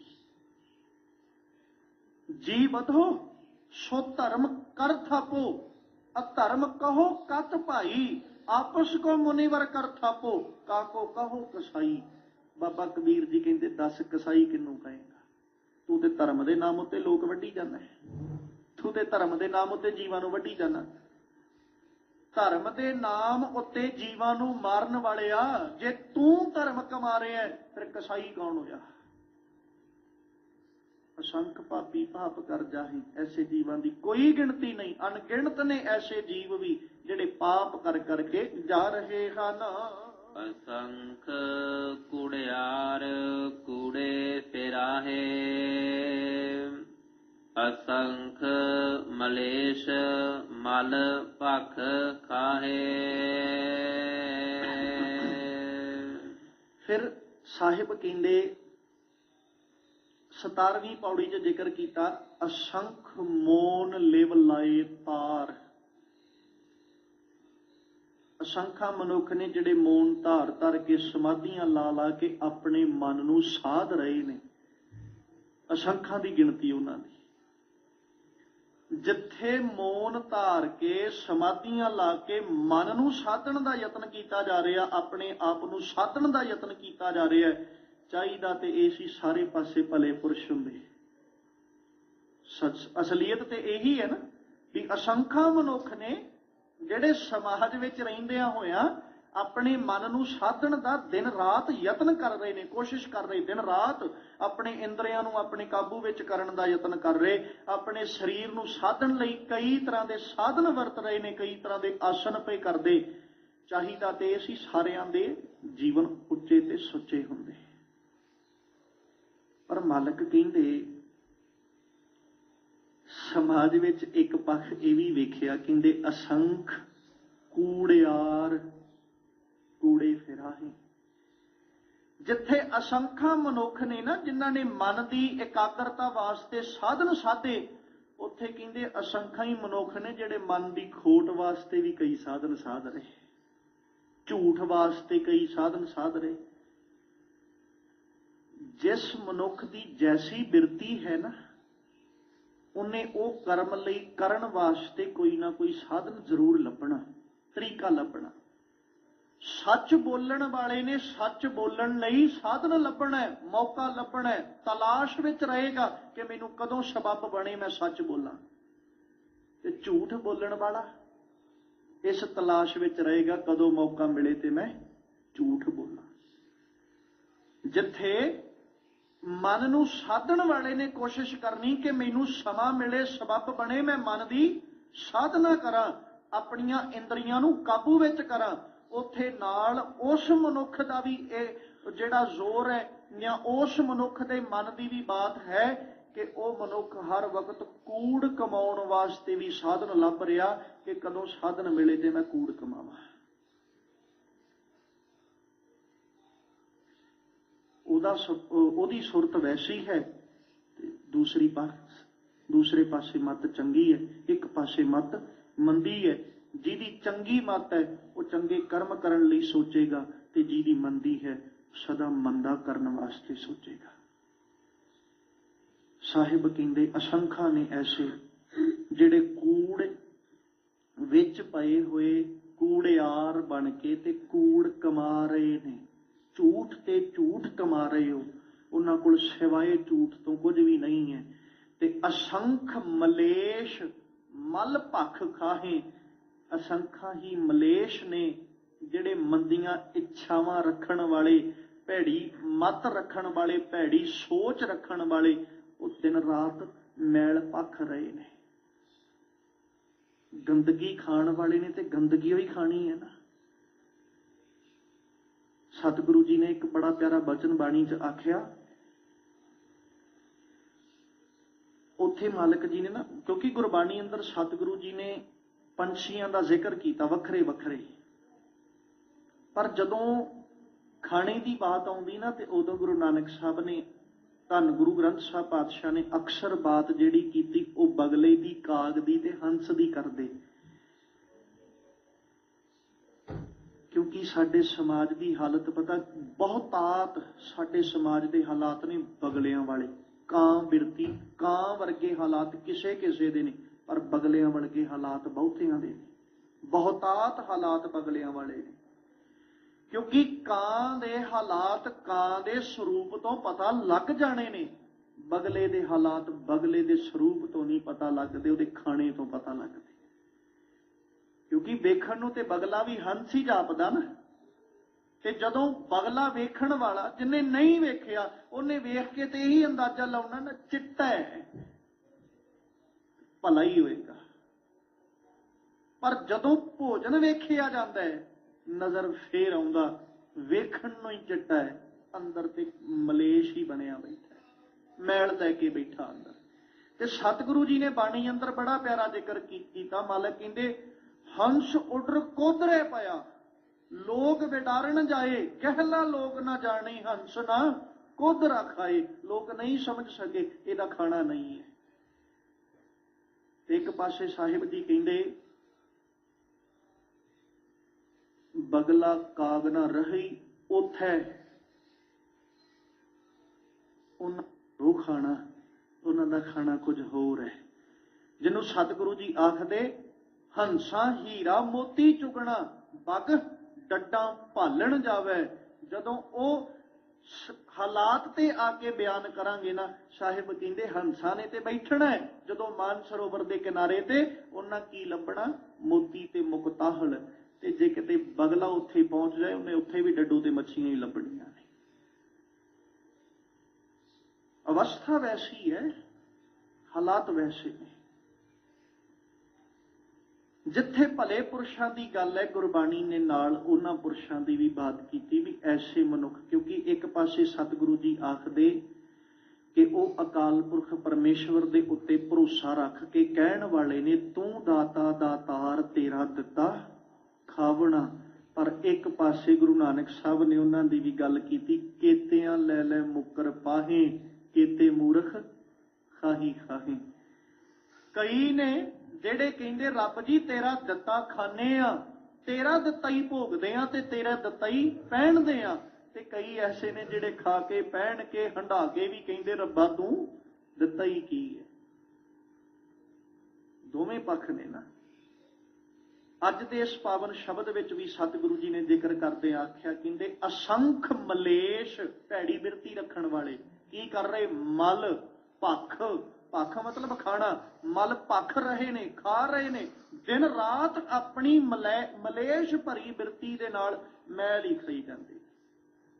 ਹੁਣ ਮੈਲ ਖਾਣਾ ਇਹ ਨਹੀਂ ਵੀ ਉਹ ਹੱਥਾਂ ਨਾਲ ਗੰਦਗੀ ਖਾ ਰਹੇ, ਅੱਖਾਂ ਨਾਲ ਮਾੜਾ ਵੇਖਣਾ ਕੀ ਹੈ? ਮੈਲ ਭਖਣਾ। ਕੰਨਾਂ ਨਾਲ ਮਾੜਾ ਸੁਣਨਾ ਮੈਲ ਭਖਣਾ, ਜ਼ੁਬਾਨ ਨਾਲ ਮਾੜਾ ਬੋਲਣਾ ਮੈਲ ਭਖਣਾ, ਹੱਥਾਂ ਨਾਲ ਪਰਾਇਆ ਹੱਗ ਮਾਰ ਲੈਣਾ ਮੈਲ ਖਾਣਾ ਹੀ ਹੈ। ਇਸੇ ਕਰਕੇ ਤੇ ਸਾਹਿਬ ਜੀ ਬਾਣੀ ਚ ਆਖਦੇ ਕਿ ਜਿਉ ਕੂਕਰ ਹਰਕਾਇਆ ਧਾਵੈ ਤਹ ਦਿਸ਼ ਜਾਏ, ਲੋਭੀ ਜੰਤ ਨਾ ਜਾਣੀ ਭਖ ਅਭਖ ਸਭ ਖਾਏ। ਲਾਲਚੀ ਮਨੁੱਖ ਨਹੀਂ ਵੇਖਦਾ ਕਿਹੜੀ ਚੀਜ਼ ਖਾਣ ਵਾਲੀ ਹੈ ਤੇ ਕਿਹੜੀ ਨਹੀਂ ਖਾਣ ਵਾਲੀ, ਸਾਰਾ ਕੁਝ ਹੀ ਖਾਧੀ ਜਾਂਦਾ। ਭਖ ਅਭਖ ਸਭ ਖਾਏ। ਤੇ ਸਾਹਿਬ ਜੀ ਆਖਦੇ ਅਸੰਖਾਂ ਮਨੁੱਖ ਨੇ ਮਲੇਸ਼, ਮੰਦੀ ਇੱਛਾ ਵਾਲੇ ਮੈਲ ਖਾ ਖਾ ਕੇ ਆਪਣਾ ਆਹਾਰ ਕਰਦੇ ਨੇ, ਮੈਲ ਖਾ ਕੇ ਆਪਣੀ ਰੋਜ਼ੀ ਕਮਾਉਂਦੇ ਨੇ। ਤੇ ਜਿਹੜੇ ਮਲੇਸ਼ ਨੇ ਉਹਨਾਂ ਦੀ ਰੋਜ਼ੀ ਵੀ ਮਲੇਸ਼ ਭਰੀ ਹੋਏਗੀ, ਮਲ ਭਰੀ ਹੋਏਗੀ। ਤੇ ਫਿਰ ਜੈਸਾ ਅੰਨ ਤੈਸਾ ਮਨ ਜ਼ਰੂਰ ਬਣੇਗਾ। ਜਿੰਨਾ ਮੈਲ ਖਾਣੀ ਉਹਨਾਂ ਦੇ ਅੰਦਰ ਵੀ ਤੇ ਮੈਲ ਹੀ ਹੋਏਗੀ ਨਾ, ਗੰਦਗੀ ਹੋਏਗੀ। ਤੇ ਸਾਹਿਬ ਆਖਦੇ ਕਹਿੰਦੇ ਸਮਾਜ ਉੱਤੇ ਅਸੰਖਾਂ ਕੂੜਿਆਰ ਨੇ ਜਿਹੜੇ ਕੂੜ ਕਮਾਰੇ, ਤੇ ਅਸੰਖਾਂ ਮਲੇਸ਼ ਨੇ ਜਿਹੜੇ ਮਲ ਭਖ ਰਹੇ ਹਨ। ਅਸੰਖ ਨਿੰਦਕ ਸਿਰ ਕਰਹਿ ਭਾਰ। ਫਿਰ ਅਸੰਖਾਂ ਮਨੁੱਖ ਨੇ ਜਿਹੜੇ ਐਸੇ ਨੇ ਕਿ ਉਹਨਾਂ ਦੀ ਬਿਰਤੀ ਕਹਿੰਦੀ ਹੈ ਜਾਂ ਉਹਨਾਂ ਦੀ ਮੱਤ ਕਹਿੰਦੀ ਹੈ, ਉਹਨਾਂ ਦੀ ਸਿਆਣਪ ਕਹਿੰਦੀ ਹੈ ਕਿ ਅਸੀਂ ਕਿਸੇ ਦੇ ਔਗਣ ਨਹੀਂ ਫਰੋਲਣੇ। ਅਸੰਖਾਂ ਮਨੁੱਖ ਐਸੇ ਨੇ ਜਿਹੜੇ ਇਸ ਗੱਲ ਨੂੰ ਪੱਲੇ ਨਾਲ ਬੰਨ੍ਹ ਲੈਂਦੇ ਨੇ ਕਿ ਗੁਣਾ ਕਾ ਹੋਵੇ ਵਾਸਲਾ ਕੱਢ ਵਾਸ ਲਈ ਜਾਏ। ਜਿਨ੍ਹਾਂ ਨੇ ਇਸ ਗੱਲ ਨੂੰ ਪੱਲੇ ਨਾਲ ਬੰਨ੍ਹ ਲਿਆ, ਸਾਂਝ ਕਰੀਜੈ ਗੁਨਾਹ ਕੇਰੀ ਛੋੜ ਅਵਗਣ ਚੱਲੀ ਹੈ। ਅਸੰਖਾਂ ਐਸੇ ਨੇ ਜਿਨ੍ਹਾਂ ਨੇ ਸਿਰਫ ਗੁਣਾ ਨੂੰ ਵੇਖਿਆ, ਔਗਣ ਇੱਕ ਪਾਸੇ। ਕਿਉਂਕਿ ਸਾਡਾ ਕਰਮ ਕੀ ਹੈ? ਗੁਣ ਧਾਰਨ ਕਰਨਾ। ਉਸ ਮਨੁੱਖ ਕੋਲ ਇੱਕ ਗੁਣ ਹੈ ਤੇ ਸਾਡਾ ਫਰਜ਼ ਬਣਦਾ ਅਸੀਂ ਉਸ ਗੁਣ ਨੂੰ ਗ੍ਰਹਿਣ ਕਰ ਲਈਏ, ਭਾਵੇਂ ਉਹਦੇ ਕੋਲ 100 ਔਗਣ ਹੋਣ। ਜਦੋਂ ਅਸੀਂ ਔਗਣ ਲੈਣੇ ਹੀ ਨਹੀਂ ਤੇ ਸਾਨੂੰ ਵੇਖਣ ਦਾ ਕੀ ਮਤਲਬ? ਜਿਵੇਂ ਕਿਉਂਕਿ ਗੁਰੂ ਨਾਨਕ ਸਾਹਿਬ ਨੇ ਸਾਨੂੰ ਵਿਵੇਕੀ ਬਣਾਇਆ, ਸਤਿਗੁਰੂ ਗੁਰੂ ਨਾਨਕ ਸਾਹਿਬ ਨੇ ਸਾਨੂੰ ਉੱਚਾ ਜੀਵਨ ਬਖਸ਼ਿਆ, ਉੱਚੀ ਜੀਵਨ ਜਾਚ ਬਖਸ਼ੀ। ਬਾਬੇ ਨਾਨਕ ਨੂੰ ਸਿੱਧਾ ਨੇ ਕਿਹਾ ਵੀ ਜਾਓ ਜਲ ਲੈ ਕੇ ਆਓ, ਸਤਿਗੁਰੂ ਨੂੰ ਕਟੋਰਾ ਫੜਾਤਾ। ਉਹਨਾਂ ਨੇ ਕੀ ਕੀਤਾ? ਪਾਣੀ ਵਾਲੇ ਸੋਮੇ ਉਸ ਪਾਣੀ ਵਾਲੇ ਝਰਨੇ ਦੀ ਥਾਂ ਤੇ ਮੋਤੀ ਮੁਕਤਾਹਲ ਬਣਾਤੀ। ਏਦਾਂ ਹੀ ਕੀਤਾ ਉਹਨਾਂ, ਕਰਾਮਾਤ ਵਿਖਾਈ ਵੀ ਬਾਬਾ ਨਾਨਕ ਸਾਡੇ ਪ੍ਰਭਾਵ ਨੂੰ ਕਬੂਲੇਗਾ, ਇਹਨੂੰ ਸਮਾਜ ਪੂਜਦਾ, ਇਹ ਸਾਨੂੰ ਪੂਜੇਗਾ। ਤੇ ਜਦੋਂ ਉਹਨਾਂ ਮੋਤੀ ਮੁਕਤਾਹਲ ਬਣਾ ਦਿੱਤੇ ਆਪਣੀ ਕਰਾਮਾਤ ਨਾਲ, ਗੁਰੂ ਨਾਨਕ ਸਾਹਿਬ ਖਾਲੀ ਬਰਤਨ ਲੈ ਕੇ ਆ ਗਏ। ਜਦੋਂ ਖਾਲੀ ਲੈ ਕੇ ਆਏ ਤੇ ਸਤਿਗੁਰੂ ਨੂੰ ਸਵਾਲ ਕੀਤਾ ਵੀ ਜਲ ਨਹੀਂ ਲੈ ਗਏ? ਮਾਲਕ ਕਹਿੰਦੇ ਭਾਈ ਉੱਥੇ ਜਲ ਹੈ ਨਹੀਂ ਸੀ। ਤੇ ਕਹਿੰਦੇ ਕੁਝ ਹੋਰ ਨਜ਼ਰ ਨਹੀਂ ਆਇਆ? ਗੁਰੂ ਨਾਨਕ ਸਾਹਿਬ ਕਹਿੰਦੇ ਮੈਂ ਲੈਣ ਜਲ ਗਿਆ ਸੀ, ਮੈਂ ਕੁਝ ਹੋਰ ਵੇਖਿਆ ਹੀ ਨਹੀਂ ਹੈ। ਤੇ ਅਸਲ ਵਿੱਚ ਜਦੋਂ ਸਾਡਾ ਜੀਵਨ ਐਸਾ ਬਣ ਜਾਏਗਾ ਨਾ, ਅਸੀਂ ਗੁਣ ਲੈਣ ਚੱਲੇ ਆ, ਔਗਣਾਂ ਨੂੰ ਵੇਖ ਕੇ ਅਸੀਂ ਕੀ ਕਰਨਾ? ਔਗਣਾਂ ਤੇ ਇੱਕ ਪਾਸੇ ਰੱਖ ਦਿੱਤੇ ਜਾਣ ਤੇ ਗੁਣਾਂ ਨੂੰ ਸਾਂਝਿਆਂ ਕਰ ਲਿਆ ਜਾਏ, ਗੁਣ ਗ੍ਰਹਿਣ ਕਰ ਲਏ ਜਾਣ। ਅਸੰਖਾਂ ਮਨੁੱਖ ਐਸੇ ਨੇ, ਪਰ ਅਸੰਖਾਂ ਮਨੁੱਖ ਐਸੇ ਨੇ ਜਿਨ੍ਹਾਂ ਨੇ 100 ਗੁਣਾਂ ਨੂੰ ਛੱਡ ਕੇ ਇੱਕ ਔਗਣ ਲੱਭਣ ਦੀ ਕੋਸ਼ਿਸ਼ ਕੀਤੀ, ਵਿੱਚ ਕੋਈ ਕਮੀ ਲੱਭੇ। ਅਸੰਖਾਂ ਐਸੇ ਵੀ ਨੇ। ਜਿੱਥੇ ਅਸੰਖਾਂ ਨੇ ਜਿਨ੍ਹਾਂ 100 ਕਮੀਆਂ ਨੂੰ ਛੱਡ ਕੇ ਇੱਕ ਉਹਦੇ ਵਿੱਚ ਗੁਣ ਵੇਖਿਆ, ਪਰ ਅਸੰਖਾਂ ਐਸੇ ਨੇ ਜਿਨ੍ਹਾਂ 100 ਗੁਣ ਛੱਡ ਕੇ ਇੱਕ ਕਮੀ ਲੱਭੀ, ਇਹਦੇ ਵਿੱਚ ਕਮੀ ਕੀ ਹੈ? ਮੇਰੇ ਸਾਹਿਬ ਕਹਿੰਦੇ ਅਸੰਖਾਂ ਨੇ ਜਿਨ੍ਹਾਂ ਨੇ ਉਹਦੇ ਔਗਣਾਂ ਤੇ ਪਰਦਾ ਪਾ ਕੇ ਉਹਦੇ ਗੁਣਾਂ ਨੂੰ ਸਾਂਝਿਆਂ ਕੀਤਾ, ਉਹਦੇ ਗੁਣਾਂ ਕਰਕੇ ਉਹਦੀ ਉਸਤਤ ਕੀਤੀ। ਪਰ ਅਸੰਖਾਂ ਐਸੇ ਨੇ ਜਿਹੜੇ ਨਿੰਦਕ ਬਣ ਕੇ ਸਿਰ ਉੱਤੇ ਭਾਰ ਚੁੱਕਦੇ ਰਹੇ। ਤੇ ਜਿਹੜੇ ਨਿੰਦਕ ਬਣ ਕੇ ਸਿਰ ਤੇ ਭਾਰ ਚੁੱਕਦੇ, ਬਾਬਾ ਕਬੀਰ ਜੀ ਕਹਿੰਦੇ ਨਿੰਦੋ ਨਿੰਦੋ ਮੋਕੋ ਲੋਗ ਨਿੰਦੋ, ਨਿੰਦਾ ਜਨ ਕੋ ਖਰੀ ਪਿਆਰੀ, ਨਿੰਦਾ ਬਾਪ ਨਿੰਦਾ ਮਹਤਾਰੀ। ਉਹ ਤੇ ਕਹਿੰਦੇ ਭਾਈ ਜੇ ਤੁਸੀਂ ਨਿੰਦ ਕੇ ਮੇਰਾ ਭਲਾ ਕਰਦੇ ਹੋ ਨਾ, ਤੇ ਫਿਰ ਤੁਹਾਡੇ ਵਰਗਾ ਭਲਾ ਕਰਨ ਵਾਲਾ ਕੋਈ ਨਹੀਂ। ਨਿੰਦਕ ਸਿਰ ਭਾਰ, ਸਾਹਿਬ ਕਹਿੰਦੇ ਉਹ ਸਿਰ ਉੱਤੇ ਭਾਰ ਚੁੱਕ ਰਿਹਾ ਨਿੰਦਾ ਕਰ ਕਰਕੇ।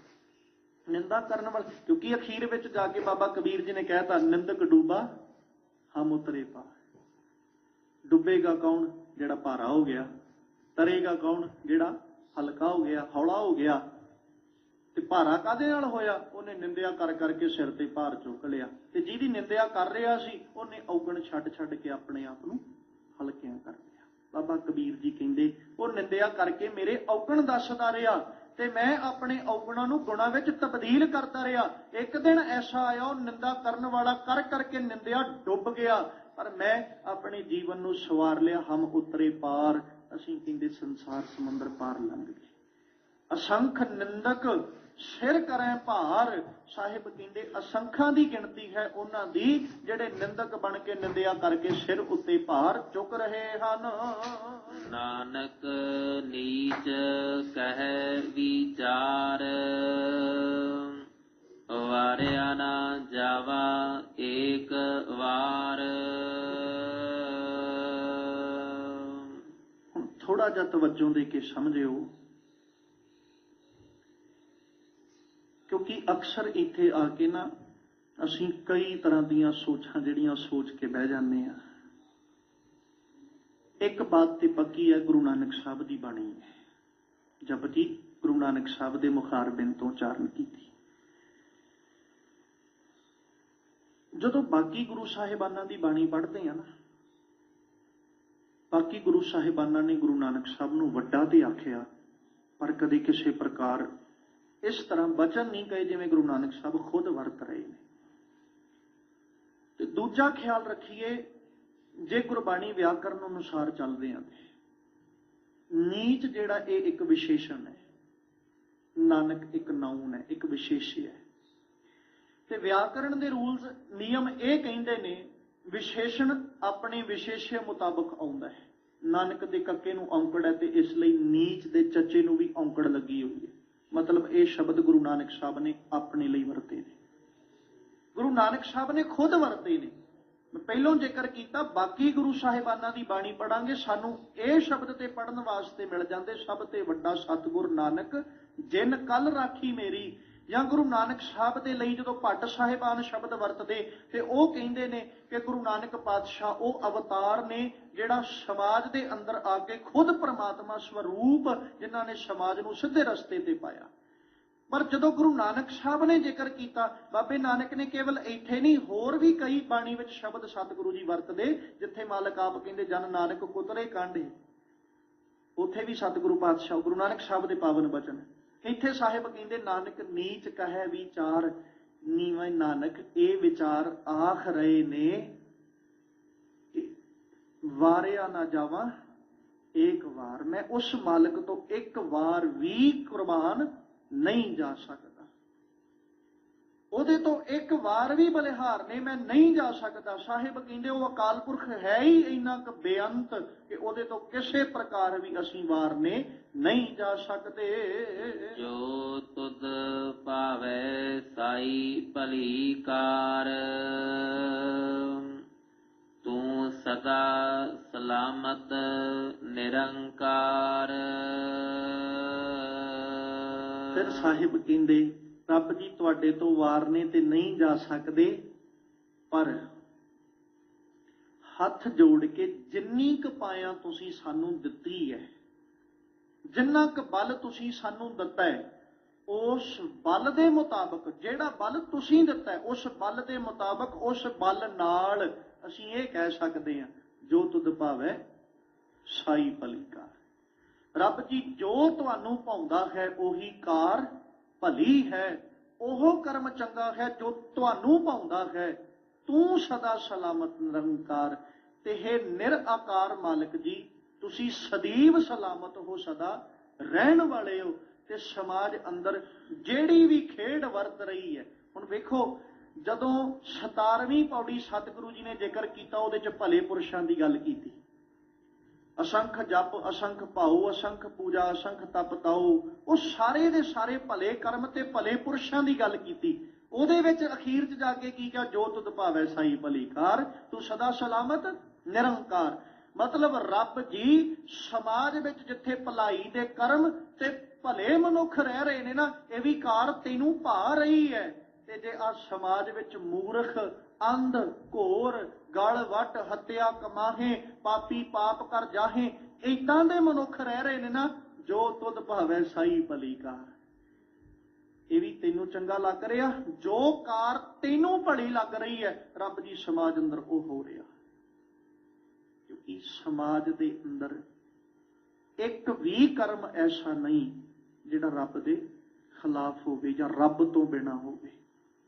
ਹਾਂ, ਇਤਨਾ ਜ਼ਰੂਰ ਹੈ, ਆਪ ਜੀ ਅੱਗੇ ਕਈ ਵਾਰ ਬੇਨਤੀ ਕੀਤੀ, ਰੱਬ ਨੇ ਸਾਡੇ ਗਲਾਂ ਵਿੱਚ ਹੁਕਮ ਰੂਪੀ ਜੇਵਰੀ ਪਾਈ ਹੈ, ਪਰ ਹੁਕਮ ਰੂਪੀ ਜੇਵਰੀ ਪਾ ਕੇ ਉਹਨੇ ਕੁਝ ਕੁ ਸਾਨੂੰ ਖੁੱਲ੍ਹ ਵੀ ਦਿੱਤੀ ਹੈ, ਤੇ ਉਸ ਖੁੱਲ੍ਹ ਵਿੱਚ ਆ ਜਿਹੜੇ ਜੀਵ ਨੇ ਮੂਰਖ, ਅੰਧ, ਘੋਰ ਬਣ ਜਾਂਦੇ ਨੇ, ਗਲ ਵੱਢ ਹੱਤਿਆ ਕਮਾਉਂਦੇ ਨੇ, ਅਸੰਖਾਂ ਪਾਪੀ ਪਾਪ ਕਰ ਰਹੇ। ਉਹ ਜਿਹੜੀ ਖੁੱਲ੍ਹ ਉਸ ਮਾਲਕ ਨੇ ਹੁਕਮ ਰੂਪੀ ਜੇਵਰੀ ਗਲ 'ਚ ਪਾ ਕੇ ਦਿੱਤੀ ਹੈ ਨਾ, ਉਸ ਖੁੱਲ੍ਹ ਦੇ ਵਿੱਚ ਫਿਰ ਜੀਵ ਐਸਾ ਜੀਵਨ ਜਿਹੜਾ ਉਹ ਧਾਰਨ ਕਰ ਲੈਂਦੇ, ਐਸੇ ਬਣ ਜਾਂਦੇ ਨੇ। ਬਸ ਅਕਾਲ ਪੁਰਖ ਪਰਮੇਸ਼ਵਰ ਦੇ ਅੱਗੇ ਕਿਤੇ ਹੱਥ ਜੋੜ ਕੇ ਸਾਨੂੰ ਇਹ ਅਰਦਾਸ ਕਰਨ ਦੀ ਜਾਚ ਆ ਜਾਏ ਵੀ ਸਤਿਗੁਰੂ ਜੀ ਕਿਰਪਾ ਕਰੋ, ਮਿਹਰ ਭਰਿਆ ਹੱਥ ਸਿਰ ਤੇ ਰੱਖੋ ਤੇ ਚੰਗੀ ਸੁਮਤ ਦੇ ਕੇ ਨਵਾਜੋ, ਤਾਂ ਜੋ ਸਾਡੀ ਗਿਣਤੀ ਜਦੋਂ ਆਵੇ ਤੇ ਪਰ ਉਪਕਾਰੀਆਂ ਵਿੱਚ ਆਵੇ, ਅਤਿਆਚਾਰੀਆਂ ਵਿੱਚ ਨਾ ਆਵੇ। ਸਾਡੀ ਗਿਣਤੀ ਜਦੋਂ ਆਵੇ ਤੇ ਦਾਨ ਕਰਨ ਵਾਲਿਆਂ ਵਿੱਚ ਆਵੇ, ਹੱਕ ਮਾਰਨ ਵਾਲਿਆਂ ਵਿੱਚ ਨਾ ਆਵੇ। ਸਾਡੀ ਗਿਣਤੀ ਜਦੋਂ ਵੀ ਆਵੇ ਰੱਬ ਜੀ, ਉਦੋਂ ਦੇ ਕੇ ਜਿਹੜੇ ਉਹ ਤੇਰਾ ਸ਼ੁਕਰ ਮਨਾਉਣ ਵਾਲਿਆਂ ਵਿੱਚ ਆਵੇ। ਇਹ ਨਹੀਂ ਕਿ ਲੋਕਾਂ ਨੂੰ ਲੁੱਟ ਲੁੱਟ ਕੇ ਖਾਣ ਵਾਲਿਆਂ ਵਿੱਚ ਸਾਡੀ ਗਿਣਤੀ ਆਵੇ। ਬਸ ਇੰਨੀ ਕੁ ਅਰਦਾਸ ਉਸ ਸਾਹਿਬ ਅੱਗੇ ਜ਼ਰੂਰ ਕਰੀਏ ਤੇ ਉਸ ਮਾਲਕ ਤੋਂ ਸਦਾ ਵਾਰ ਨਹੀਂ ਜਾਈਏ ਜਿਨਨੇ ਆਪ ਕਿਰਪਾ ਕਰਕੇ ਐਸੀ ਜੀਵਨ ਜਾਚ ਗੁਰਬਾਣੀ ਦੇ ਰਾਹੀਂ ਸਾਨੂੰ ਦਿੱਤੀ। ਆਪ ਗੁਰੂ ਸਾਹਿਬ ਸਾਨੂੰ ਸਿੱਧੇ ਮਾਰਗਾਂ ਤੇ ਪਾਉਣ। ਸਾਹਿਬ ਅੱਗੇ ਅਰਦਾਸ ਨਿਤਾ ਪ੍ਰਤੀ ਕਰਦੇ ਰਿਹਾ ਕਰੋ। ਗੁਰ ਕੋ ਬਲ ਬਲ ਜਾਈਐ, ਐਸੇ ਗੁਰ ਕੋ ਬਲ ਬਲ ਜਾਈਐ। ਗੁਰ ਕੋ ਬਲ ਬਲ ਜਾਈਐ, ਐਸੇ ਗੁਰ ਕੋ ਬਲ ਬਲ ਜਾਈਐ।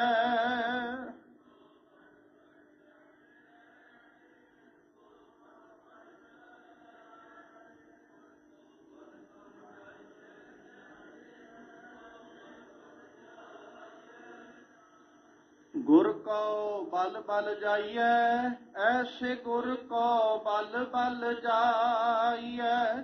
ਗੁਰ ਕੋ ਬਲ ਬਲ ਜਾਈਐ, ਐਸੇ ਗੁਰ ਕੋ ਬਲ ਬਲ ਜਾਈਐ।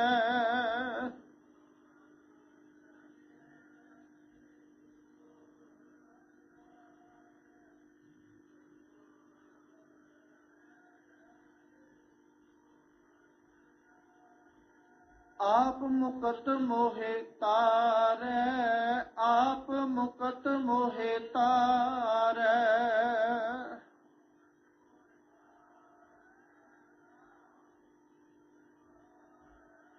ਆਪ ਮੁਕਤ ਮੋਹਿ ਤਾਰੈ, ਆਪ ਮੁਕਤ ਮੋਹਿ ਤਾਰੈ।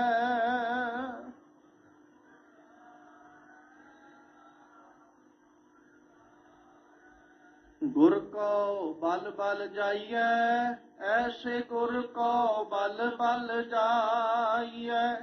ਗੁਰ ਕੋ ਬਲ ਬਲ ਜਾਈਐ, ਐਸੇ ਗੁਰ ਕੋ ਬਲ ਬਲ ਜਾਈਐ।